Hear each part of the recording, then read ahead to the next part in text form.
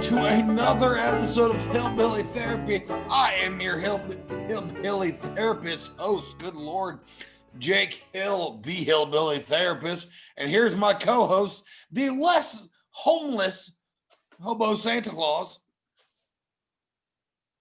My name's Dan Fraley, in case you didn't know. Yeah, I am. Like I said, I started homeless and worked my way down. That's my plan. Yeah. If this is your first time listening to us, where the hell did you find us? Because God help you. God. If you've come here for help, then God bless you. Because we do have some great listeners, and yes, they're keeping up new trends, which is wonderful. I love when the internet just does weird shit and people just go with it. And just go with it. It's the internet. It's either that or porn. Those are the only two options. That's it. I think so. Yeah, or both. Either way. And social media, which that it becomes porn at some point. Yeah, it becomes porn. I mean, it's just the rule. I don't know. Becomes porn. That's the rule. I honestly, there's not too often, Dan, that you say something that throws me off. It's usually me saying something. So that's got to be a good sign to start this episode. Oh yeah. But Dan, the people need our help, and we got listeners that need help. All right. Let's get to the first question, shall we? Okay, it starts off really nice. Hope you both had a wonderful Thanksgiving. All right. I unfortunately had one of the worst turkey days that I can remember this year. Let me break it down for you. I like when they break it down for us. Yes. My family came from Illinois, even though I told them I wasn't comfortable with them doing a get-together this year due to the global pandemic. Well, as soon as they arrived, my Aunt Shelley started showing symptoms of the virus, and upon getting checked to the hospital, was revealed to have, surprise, surprise, COVID-19. Which meant these 7 weirdos would be stuck at my house for not only a weekend as originally planned, but for 2 whole weeks on lockdown because we were all exposed, and these assholes, their word, not mine, had no place else to go. I ended up having a breakdown at one point, canceling all future family reunions forever and calling my cousin Dylan a gay slur. He's not gay, and I don't even use that ugly language. Wow. Is there any way to redeem myself following this stress meltdown? Brought to you by Shamed by Regret in Lebanon, Ohio. That was a roller coaster. Wow. Yeah. I'd say, other than the probably calling your cousin to apologize for calling a gay slur. Yeah, that's something else. I don't know. Yeah, that's a different one. I would call that cousin to apologize. A little bit, yeah. The rest of them, kind of fuck them. Yeah. They yeah, if you told them no and they still fucking show up, they're kind of assholes. Yeah, the good news is after this, after you have a giant meltdown and have some kind of homophobic, they're not inviting you. Well, yeah, they have some kind of homophobic slant against a man who isn't gay. You might not have any more in the future. So you might have just cut yourself off now. That might have solved your problem. Like 2 years from now, we're not even gonna have a problem. You're still not gonna go because they're gonna disown you. So you may have played the long game. I don't know. That's weird. I'm also curious what the context of the gay slur was. I want to know the argument where someone just randomly I could even say I'm not saying you should throw it out, but I cannot imagine a scenario in which you would throw it out to someone that you know isn't. Like I would never call you the N-word, A, because I never say the word, and B, because it doesn't make any sense. It makes no sense.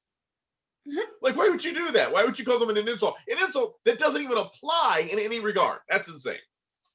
Like I said, I want to hear the context of what's the name? There's really no, I don't know. There was really no, it's a way to redeem yourself. I don't know if there's redeem yourself. I think you're even. I think in that case, I'm pretty sure you're even. They came over, got your ass sick. They stuck at your house. You threw it a couple gay slurs. You move on with it. I think you're even. Why the fuck aren't they allowed to go back home? because you got to quarantine. You got to quarantine with yourself before. So then, okay, they come from Illinois. Take your ass back to fucking Illinois, right? then. But then they got to travel. Okay, then they got to travel through. Well, then they got to travel. They got to get people sick along the way. I mean, at least they stick in one place, do your shit, and get the hell out. They shouldn't have came in the first place. I agree, but I think you're even. I think you're even there. Problem solved. Forget redemption. Just call your cousin, clear up whatever the hell happened with that one, and move on with your life. Because I think on the rest of them, the hell with the rest of them. And that's comes from a family man right there. This is what I think you do.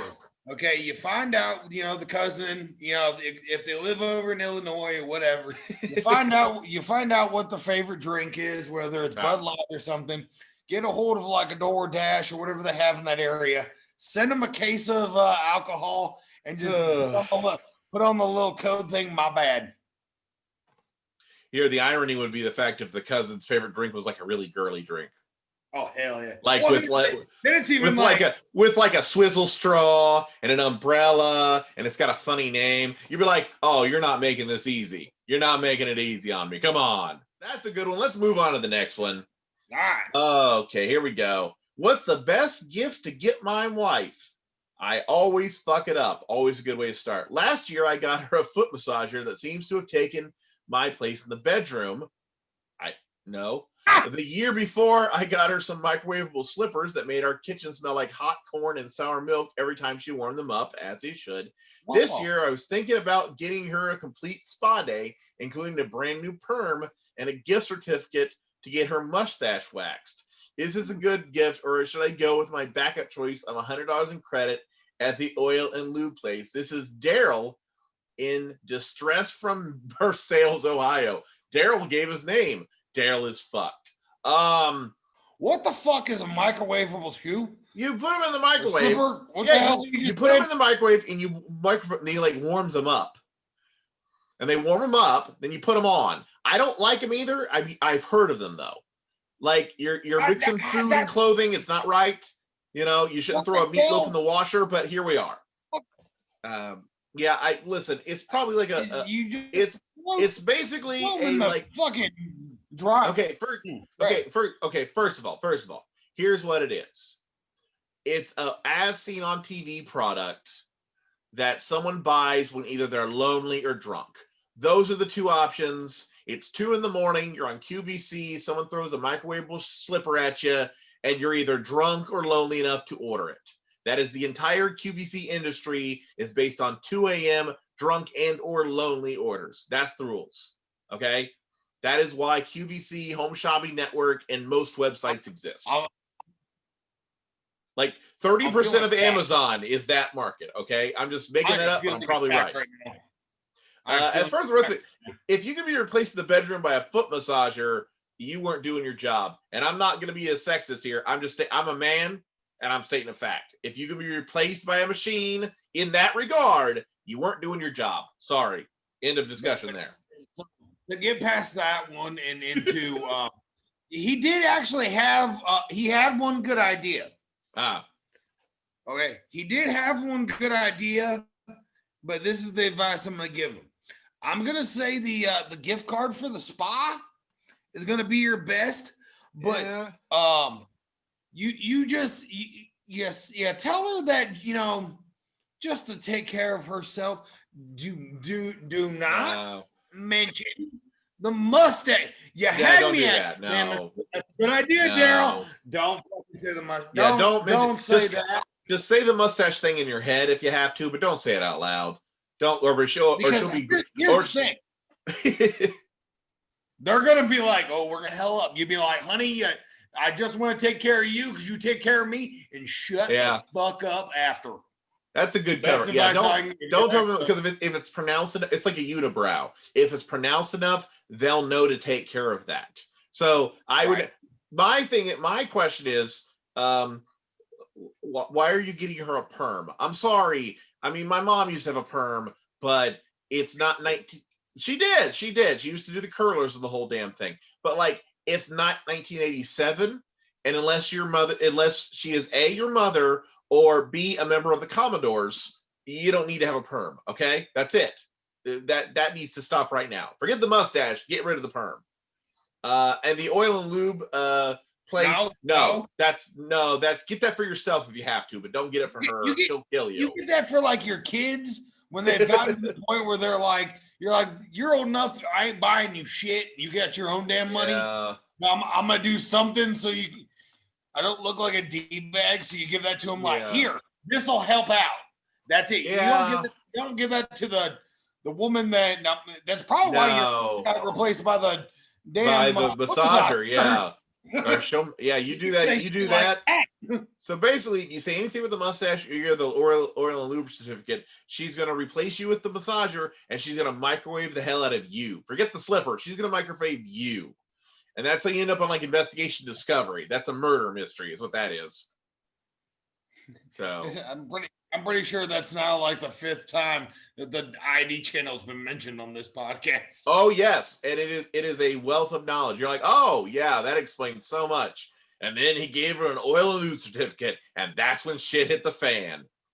That's a normal storyline. That's how it works. Apparently, it hit the fan long before that. Well, it's a build-up process. It goes through time. All right, let's do one more. I think we're going through these pretty fast, but I think we're getting really to the point. I like that.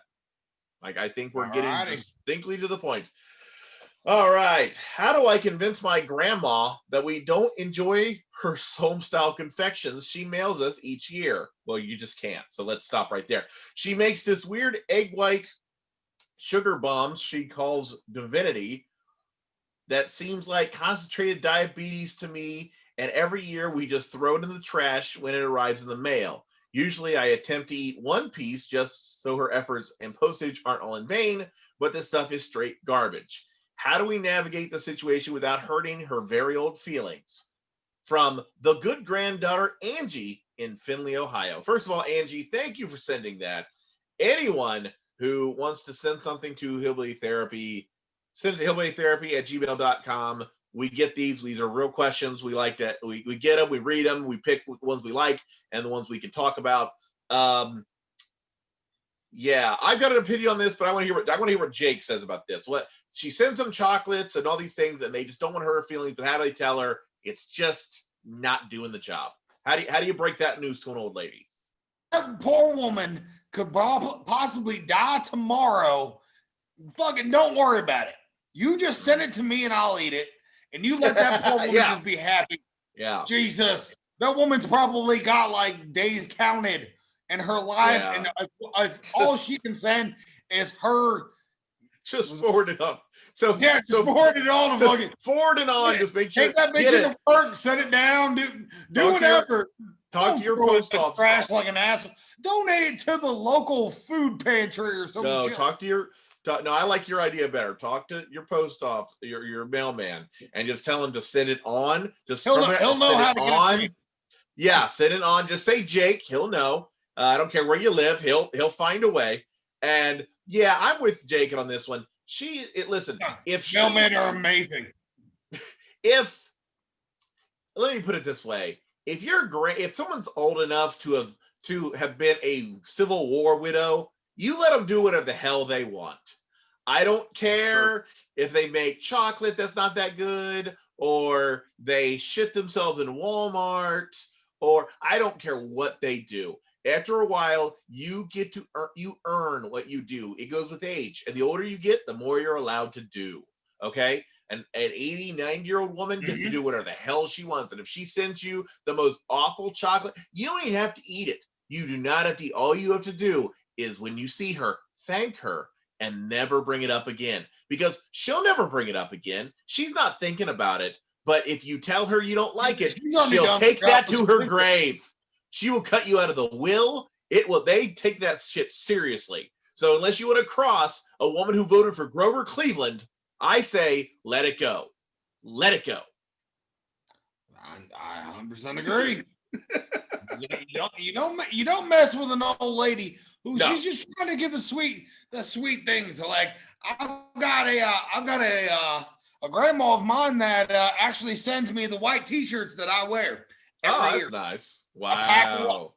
Literally the white T-shirts that you see me wear every episode are actually from my grandma, and that woman gets super excited when she gets to see these episodes, because she watches these episodes, Well, and that's she good. loves the fact.